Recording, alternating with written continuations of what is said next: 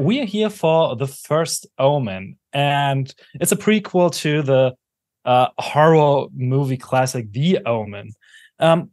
What would you say? Why is it still considered a classic? And when did you first came into contact with the film? Yeah, well, I first discovered horror actually on A&E. Do you have this channel, the History Channel? Nope. It's not a German thing. No, well, there's they on Valentine's Day they play a double feature of The Shining and The Exorcist, and that's where I discovered my love for horror. And when my mom realized how much I loved The Exorcist, she said, "Well, you have to watch all these other films, And so watching The Omen, I was already a huge Roman Holiday fan, so I was already in with Gregory Peck.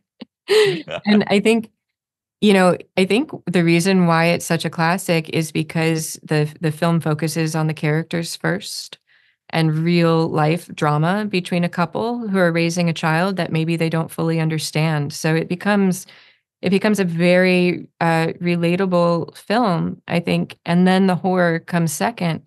And when horrible things happen to them, it really hurts your heart because you care about them. And I think that it was so masterfully done that people return to it over and over again. So it was kind of a dream come true for you to direct the prequel, probably. Yeah, it was a fun full circle moment. There's one especially unsettling scene for me where Margaret witnesses the birth of a child. Yeah. Now, could you maybe elaborate a little bit about this one without probably spoiling anything, because it stuck with me? How did you shoot it? Did you have other intention than just driving the plot forward? No, it does drive the plot forward, but that's not the point of the scene. The point of the scene is really to speak to, I think, what the film is really focused on, which is the female body and the horrors inflicted on the female body.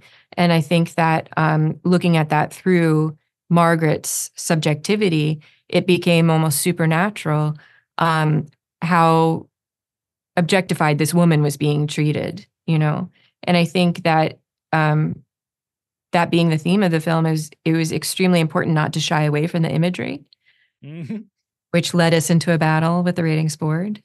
But that's okay. It ended up working out. Yeah, it's an incredible scene. Incredibly gory and still beautiful. I think I'll remember that for the rest of my life. Oh, thank you. That's very nice. There are other shocking moments in the movie, of course. Like one scene reminded me of, I hope I don't butcher his name, Andrzej Sławski, Possession. Yes.